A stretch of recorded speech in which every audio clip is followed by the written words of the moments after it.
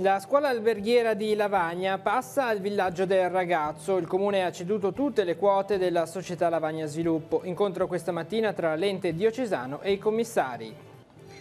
Verso la piena attuazione del piano demaniale del comune di Lavagna, aperte e fruibili la spiaggia per i disabili e quella per gli animali, in via di assegnazione quella libera attrezzata. La Società Operaia Cattolica Nostra Signora dell'Orto raggiunge quest'anno i 135 anni di attività, celebrata in cattedrale la messa di ringraziamento per l'impegno durante le feste mariane di luglio.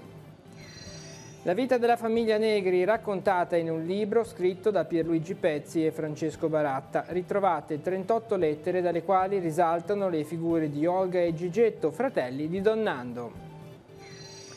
La messa solenne in onore di Santa Cecilia verrà eseguita nella chiesa di Santa Maria di Nazareth a Sestri Levante. Oltre un centinaio di artisti, coro, orchestra e solisti si esibiranno in basilica. La Virtus Entella riparte da Roberto Boscaglia, il nuovo allenatore arriva dalla Serie B dove ha allenato Trapani, Brescia e Novara. Un tecnico di esperienza per una Serie, la C, molto difficile. Buonasera ai telespettatori di Tiguglio Oggi. Manca solo la firma dell'atto notarile, ma da oggi la scuola alberghiera di Lavagna passa sotto la responsabilità del villaggio del ragazzo. In qualità di socio di minoranza, l'ente diocesano ha esercitato il diritto di prelazione acquisendo la totalità delle quote azionarie della società Lavagna Sviluppo, a cui fa capo la scuola. Per quest'ultima non cambierà niente dal punto di vista operativo. Esce di scena il comune che così facendo ha voluto dare la possibilità all'istituto di crescere e consolidarsi ulteriormente sotto l'ala della realtà fondata da Don Nando Negri. Sentiamo. Passa sotto la responsabilità del villaggio del ragazzo la scuola alberghiera di Lavagna. Con una delibera pubblicata sull'albo pretorio, il comune ha formalizzato il passaggio del 94,12% delle quote della società Lavagna Sviluppo all'Opera Diocesana Madonna dei Bambini, già socio di minoranza, che diventa così proprietaria al 100% dell'istituto scolastico. Poco meno di 40.114 euro la somma che il villaggio dovrà versare al comune, più circa 5.700 euro di spese di perizia. Lo scorso 22 maggio era andata deserta l'asta bandita dai commissari per trovare un acquirente. Ne erano seguite due lettere formali, quella del comune al villaggio per chiedere se questi intendesse esercitare il diritto di prelazione e quella con cui l'amministratore delegato dell'Opera Diocesana dava risposta affermativa. Un passaggio di consegna annunciato che di fatto però non porta nessun cambiamento per le attività della scuola. Proseguono le attività, rimangono i dipendenti, c'è il proposito fermissimo e questo faceva parte dell'accordo con il comune di Lavagna, quindi resterà assolutamente a Lavagna e sarà sempre più a servizio del territorio. Si completa l'offerta formativa del villaggio del ragazzo, in questo caso già coinvolto come socio di minoranza. Sì, il villaggio del ragazzo ha sempre collaborato, al di là di essere socio di minoranza, ha sempre collaborato in maniera molto fattiva con Scuola Alberghiera. Vorremmo davvero che Scuola Alberghiera mantenesse il suo nome e le sue peculiarità. In questi giorni gli uffici di Palazzo Franzoni stanno predisponendo le pratiche per il passaggio di consegne che si formalizzerà in un semplice atto notarile. Da parte dei commissari alla guida del comune una decisione presa non per fare cassa ma per garantire il futuro ad una realtà che resta importante e preziosa per la città di Lavagna. Diciamo che a prescindere dalla situazione economica dell'ente non è stato questa la motivazione principale che ha portato alla cessione delle quote, ma semplicemente l'impossibilità da parte dell'ente di garantire uno sviluppo della scuola. Quindi con questa prospettiva semplicemente si sono state fatte delle valutazioni che hanno portato alla cessione delle quote. La scuola resta a Lavagna, questo è l'impegno che ha preso il villaggio del ragazzo. Da parte nostra, essendo l'immobile di proprietà del comune, ci sarà tutto l'impegno ad assicurare l'efficienza della struttura. I temi della sanità con una notizia che andiamo a leggere sul nostro sito teleradiopace.com. Conferenza dei sindaci della ASL 4 questa mattina a Chiavari. All'unanimità è stato approvato il bilancio consuntivo 2017 dell'azienda sanitaria.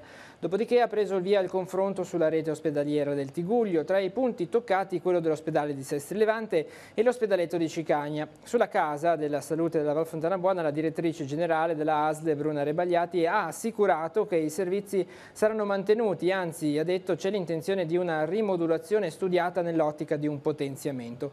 In questo senso è già in corso un lavoro con i medici di medicina generale per valorizzare la loro presenza all'interno dell'ospedaletto e assicurare l'attività assistenziale. Il tema della sanità è stato trattato anche nella seduta di oggi del Consiglio regionale, grazie ad una interrogazione di Luca Garibaldi del PD. In questa occasione l'assessore Viale ha ribadito che l'ospedale di Sestri Levante è stato individuato come polo di riferimento per il territorio per l'attività di riabilitazione a bassa, media e alta intensità motoria e neuromotoria, pur mantenendo l'attività internistica per acuti e l'attività chirurgica di tipo ambulatoriale. E ritorniamo a Lavagna, sta trovando progressivamente piena applicazione il nuovo piano urbano demaniale del Comune. Con l'apertura per la spiaggia per animali e quella accessibili alle persone disabili si va a completare l'offerta a disposizione di turisti e bagnanti. Uno degli ultimi tasselli sarà l'affidamento della spiaggia libera attrezzata. Vediamo. Sta trovando applicazione il nuovo piano demaniale della costa per il Comune di Lavagna. Tante cose sono state fatte, altre devono essere ancora fatte. Facciamo il bilancio.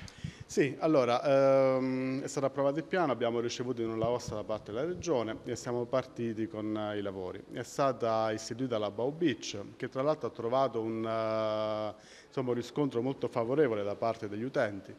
È stata finalmente attrezzata la spiaggia per i disabili, adesso è già stata installata la passatoia, è stata prevista la doccia, la sedia, mancano solamente i lettini che verranno a breve consegnati da parte del fornitore e soprattutto è in via di conclusione il bando per l'assegnazione della spiaggia libera attrezzata che verrà prevista tra il pennello 2 e il pennello 3, per cui ormai il PUD nella parte relativa alle licenze che non sono ancora scadute, insomma, sta trovando piena attuazione. Particolare attenzione anche al salvataggio, ci sarà la presenza di diversi bagnini sulla costa per garantire la sicurezza. Sì, è prevista praticamente la presenza dei bagnini per garantire la sicurezza e soprattutto fra breve verranno installate anche le casette per l'acqua.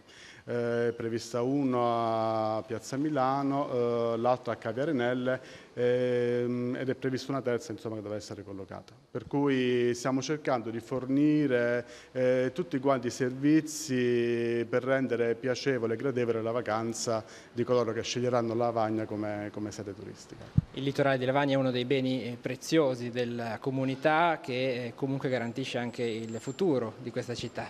Certo, allora noi stiamo cercando con la nostra attività di incentivare il richiamo turistico di Lavagna, proprio perché vogliamo valorizzare quelle che sono le ricchezze territoriali.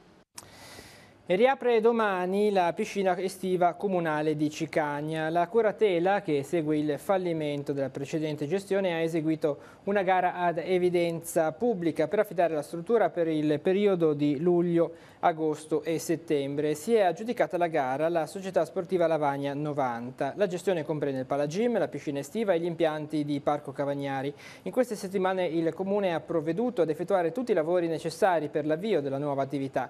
L'inaugurazione è prevista per domani mattina alle 9, gli orari di apertura saranno i seguenti: dal lunedì alla domenica dalle 9 alle 19. E per domani c'è allerta gialla per temporali su tutta la Liguria. Il provvedimento è stato emesso questa mattina dalla Protezione Civile regionale. Per il bacino C del Levante Ligure e per il settore E della Val d'Aveto sarà in vigore dalle 3 di questa notte sino alle 15 di domani, mercoledì 11 luglio. Coinvolti i bacini piccoli e medi, esclusi quelli grandi.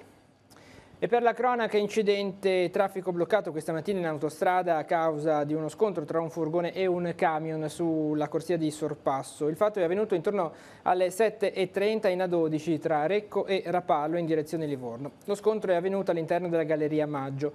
L'incidente ha causato sino a 7 km di coda e l'iniziale chiusura del tratto autostradale. Dopo le 9 la circolazione è cominciata a ritornare alla normalità. Sul posto hanno operato i mezzi di soccorso e il personale di Autostrade per l'Italia.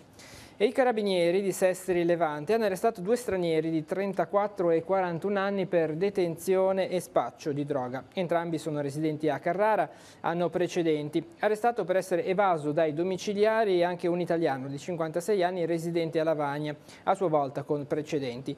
Il fatto è avvenuto domenica. I 2 stranieri sono stati fermati a bordo di una vettura mentre erano intenti a cedere 20 grammi di cocaina all'italiano, il quale, violando le prescrizioni, si era allontanato dalla propria casa. Voltiamo pagina adesso. Le feste mariane a Chiavari si sono concluse con la messa di ringraziamento per la Società Operaia Cattolica Nostra Signora dell'Orto. La celebrazione è stata presieduta da Don Mario Ostigoni. Soci e volontari del gruppo si sono ritrovati dopo l'impegno profuso nell'organizzazione degli appuntamenti mariani e della tradizionale pesca di beneficenza. Vediamo il servizio. Una fede che vada oltre i gesti esteriori ma guardi ai contenuti, alla preghiera, alla riflessione interiore, a vivere il Vangelo nella quotidianità. In questi giorni di festa il Vescovo ha tracciato la strada da seguire per un rinnovamento urgente della vita ecclesiastica e cittadina. Il desiderio, muovendo dei frutti dell'Assemblea Sinodale di giugno, è quello di uno slancio di fede che nasca da un cuore che aspira al cambiamento. Parole sottolineate domenica in occasione della messa di ringraziamento per la Società Operaia Cattolica dall'assistente spirituale Don Mario Ostigoni. Le feste non devono essere solo coreografia, ha spiegato. Il valore delle celebrazioni è nei contenuti, pregare ad esempio o confessarsi. In questi giorni un prezioso aiuto che nasce dalla fede, dal legame con la Chiesa chiavarese e dal rispetto delle tradizioni è arrivato come sempre dalla Società Operaia Cattolica Nostra Signora dell'Orto. Questo era per il ringraziamento per tutte le festività patronali che si sono svolte, tra le quali vorrei ricordare la processione che come al solito è stata seguita con fede da una moltitudine di persone. La processione di Chiavari è di esempio per tante altre processioni. La Società Operaia Cattolica quest'anno festeggia 135 anni di vita. A fine settembre in particolare saranno organizzati alcuni eventi. Ora è presto per i dettagli, il direttivo pensa tuttavia di celebrare l'anniversario con una messa in cattedrale e un pranzo offerto ai soci. Il gruppo intanto è alla ricerca di volontari. La pesca di beneficenza di quest'anno, per esempio, ha visto l'impegno appassionato di sole 3-4 persone. Vorrei ringraziare tutte le aziende e i commercianti che ci hanno fatto pervenire oggetti idonei a tale scopo. Il risultato finale di questa pesca di beneficenza è stato buono, anzi superiore agli anni scorsi. Non solo donnando, Olga e Gigetto Negri è il titolo del libro scritto a 4 mani da Pierluigi Pezzi e Francesco Baratta, presentato in occasione del 12° anno dall'addio del fondatore del villaggio. Un'occasione per scoprire un lato sconosciuto ma intenso di vita e di fede della famiglia Negri. Sentiamo l'intervista. Tutto inizia aprendo un vecchio baule, ne vengono fuori ricordi di famiglia, foto, soprattutto lettere. L'inchiostro sbiadito, la carta ingiallita dal tempo, raccontano la vita di casa della famiglia Negri. E a poco ai 2 periti, incaricati di raccogliere materiale su Donnando, utile alla causa di beatificazione, viene spontanea la sorpresa che in fondo non c'è solo Donnando, ma anche Olga e Gigetto Negri, i 2 fratelli forse meno conosciuti, eppure non meno importanti per statura morale e spirituale. C'era una sensibilità umana, una affinità religiosa cristiana tra Gigetto, che allora aveva nemmeno 30 anni, e il fratello e la sorella e la mamma del tutto particolari. Da lì ci siamo incuriositi e abbiamo scoperto davvero una ricchezza di spiritualità e una ricchezza di valori umani straordinari. Così nasce l'avventura di Pierluigi Pezzi e Francesco Baratta, ultimata con la pubblicazione del volume Non solo Donnando, Olga e Gigetto Negri, presentato in occasione del 12° anniversario della scomparsa del sacerdote. Si pensava che la santità è non solo di Donnando naturalmente in primis, ma anche di questi 2 fratelli che hanno vissuto per un servizio al villaggio del ragazzo, per tutto il bene appunto che è stato dato a molte generazioni al villaggio del ragazzo per il lavoro. Alla presentazione del libro c'erano anche molte persone che hanno conosciuto da vicino i fratelli Negri, come la signora Giovanna Mencarelli di Roma, che li conobbe nel 1950 quando i suoi nonni si trasferirono a Chiavari. Avevano questa gentilezza d'animo con tutte le persone. A me sembravano miei coetanei, invece erano coetanei dei miei genitori, quindi delle persone che avevano questa capacità di adeguarsi a qualsiasi persona e a qualsiasi età.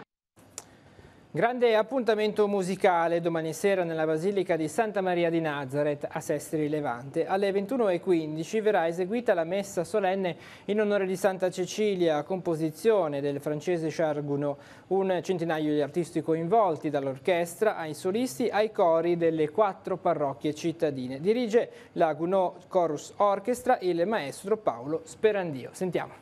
Un concerto imponente anche dal punto di vista dei numeri che lo realizzeranno. Sì, infatti sono coinvolti circa 100 soggetti, una cinquantina di coristi e solisti, 3 solisti, soprano, tenore e basso, e una cinquantina di orchestrali.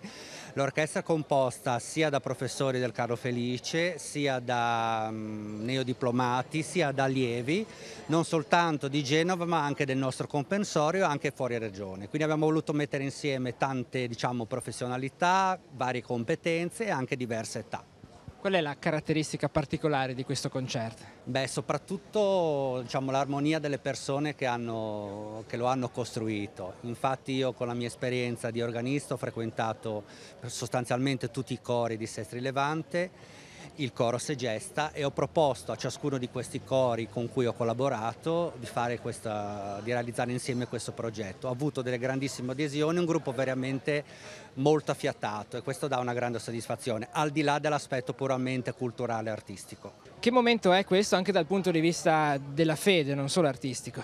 Si inserisce prima di tutto nella proposta religiosa e culturale che la parrocchia fa per tutta l'estate, che in qualche modo è da riconoscere come uno degli enti più importanti della città, che hanno una proposta culturale per l'estate. Il concerto della messa solenne di Gounod ha radunato i cori delle varie parrocchie e i cori che non comunque presenti in città, che non però nascono da un'ispirazione religiosa, li ha uniti insieme per un unico progetto.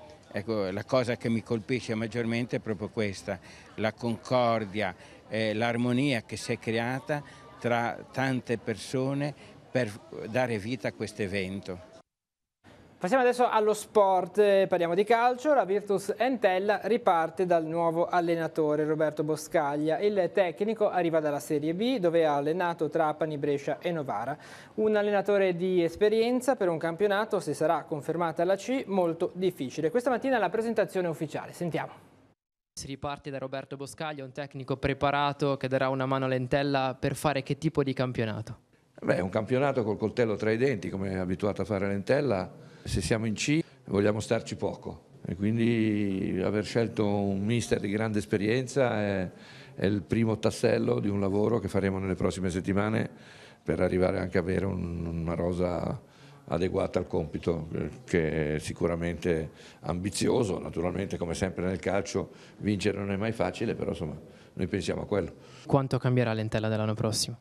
Non lo so, non so dirvi. Facciamo lavorare il mister, la filosofia è comune, la valorizzazione dei giovani è una delle cose che Boscaglia non si è limitato soltanto a dire in questi anni, ma a fare. Lasciamolo lavorare e dopo il ritiro avremo un'idea più chiara della fisionomia dell'Entella nel prossimo anno. Che Entella dobbiamo aspettarci nella prossima stagione? Un'Entella propositiva, un'Entella che vuole giocare a calcio, che vuole fare divertire, ma che vuole vincere le partite. Non è facile, non sarà facile, perché comunque ci sono avversari agguerritissimi sicuramente, però noi proveremo a farlo nel migliore dei modi. Abbiamo una società forte dietro, abbiamo gente che lavora 24 ore su 24, di conseguenza, ripeto, il nostro lavoro deve essere poi alla fine il valore aggiunto. Che cosa l'ha convinta ad accettare la corte dell'Entella, perché dopo tanti anni si rimette in gioco in Serie C, lei che era abituato a giocare un altro tipo di campionato? Fare l'allenatore Non significa fare l'allenatore in A, B e C, significa fare l'allenatore e basta. È un progetto molto interessante questo, molto interessante, in una bella città sicuramente, una squadra che negli ultimi anni ha fatto tanto e bene e quindi una società importante che sicuramente, qualora dovesse rimanere in C, non ci vuole rimanere per tanto tempo. 80 atleti in campo, 27 partite disputate, 15 squadre iscritte per 3 categorie, grandi, piccoli e ragazze. Sono i numeri della quinta edizione del torneo del Polverone che si è disputato dal 5 all'8 luglio nel campetto di Rovereto, sulle alture di Chiavari. Grande come sempre la partecipazione di pubblico e l'impegno degli abitanti delle frazioni di Sant'Andrea e San Pietro, fin dalle fasi preparatorie del torneo, compresa la polizia dell'area del campetto. 2 le novità introdotte nel regolamento dell'edizione 2018, il sorteggio per la composizione delle squadre dei grandi e la collaborazione con il Centro Sportivo Italiano per l'arbitraggio delle finali del torneo. Il torneo del Polverone ha concluso un'intensa attività sportiva che ha coinvolto gli abitanti delle frazioni durante i mesi invernali. A chiudere l'edizione domenica sera le premiazioni e la cena condivisa sul sagrato della chiesa di Sant'Andrea alla presenza del parroco Don Stefano Mazzini. Ancora una volta sul podio sono saliti l'amicizia, la voglia di stare insieme e di condividere spazi e luoghi di partecipazione messi in campo dai giocatori e dagli organizzatori. La pagina culturale adesso, l'associazione Le Arti si incontrano, ha organizzato la manifestazione Incontri con l'Ardesia alla Società Economica di Chiavari, una conferenza sulla conoscenza e la tutela dell'Ardesia a cura del distretto Ligure. Vediamo. Valorizzazione e riqualificazione sono le parole d'ordine della manifestazione Incontri con l'Ardesia. Presenti in rappresentanza del distretto dell'Ardesia Ligure l'architetto Luca Gambaro e il geologo Andrea Ghillino, che hanno tenuto una conferenza sull'importanza dell'Ardesia, percorsi storici, cenni geologici e soprattutto lo stretto legame che esiste tra questo materiale e il territorio ligure. Di un incontro che penso e spero che sia il primo di una lunga serie con cui faremo conoscere, o meglio riconoscere, l'importanza dell'Ardesia ligure in Liguria, non solo come materiale da costruzione, come realtà economica, ma come patrimonio culturale e tecnologico del nostro territorio. Quale può essere la chiave per un rilancio? La chiave per un rilancio sta senz'altro nel far conoscere il materiale, che è molto valido, è un materiale che si utilizza da millenni ma ha delle peculiarità uniche che lo rendono tecnologicamente, se vogliamo, anche all'avanguardia, nonostante sia un materiale naturale e pertanto totalmente ecologico, pertanto anche apprezzato ed utilizzato nella bioedilizia. Presente anche Liliana Anelli, proprietaria dell'ex cava di Isolona di Orero. È stata sua l'iniziativa di ristrutturare il settore centrale del sito estrattivo per riqualificarlo in spazio per incontri ed eventi. L'unico modo per utilizzarlo è renderlo vivibile, aperto per qualsiasi tipo di evento, dal più semplice al più interessante o mostra di quadri, se vogliamo dare un lato culturale. Sto raccogliendo delle fotografie antiche per conservare la parte culturale della storia dell'Ardesia, perché secondo me quando uno entra in questo locale, mentre aspetta di poter mangiare qualche cosa, assaporare qualche cosa, se sfoglia anche un album con delle fotografie antiche e vede che cos'era prima, che cos'è l'Ardesia, può essere un aggiunto culturale senza avere, diciamo, la presunzione di creare un museo, creare delle cose che sono superiori alle mie possibilità. Il gruppo artistico teatrale di Moneglia porta in scena questa sera Lisistrata, Donne per la Pace. La PS è tratta liberamente da Aristofane e da un trapezio per Lisistrata di Garinei e Giovannini. L'appuntamento è alle 21:15 all'Hotel Residence Moneglia. L'ingresso è libero, eventuali offerte saranno destinate all'ospedale Mama Ashu di Chacas in Perù. E adesso nella nostra scheda altri appuntamenti in agenda per domani.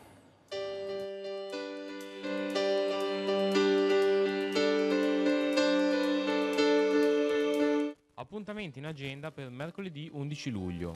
Sulle tracce di Luigi Brizzolara è la visita guidata nel centro storico di Chiavari, a cura della dottoressa Agnese Avena. Ritrova alle 18 in piazza Nostra Signora dell'Orto. Al via la 12ª edizione della Grande Festa delle Fisarmoniche, che si terrà alle 21 presso l'Area Verde Sandro Pertini, in località Conoscenti, nel comune di Ne. La serata sarà dedicata a Giancarlo Rodolfi. Alla Basilica di Santa Maria di Nazareth di Sestri Levante si terrà la messa solenne di Santa Cecilia. Concerto per 3 solisti, coro e organo. Inizio alle 21:15. Don Sandro Lagomarsini presenta il suo nuovo libro, Coltivare e custodire, alle 21:15 nella piazza Marconi di Sesta Godano. Il Condannato, lo spettacolo teatrale di Zio Mauro, andrà in scena a Chiavari, in piazza Fenice alle 21:30. Continua la rassegna Donne in Jazz a Santa Margherita Ligure. Alle 21:30 in piazza Caprera si esibirà il Diana Torto Quartet. E infine alle 21:30 nella Torre del Borgo di Lavagna si terrà il concerto di Gabriele Priolo.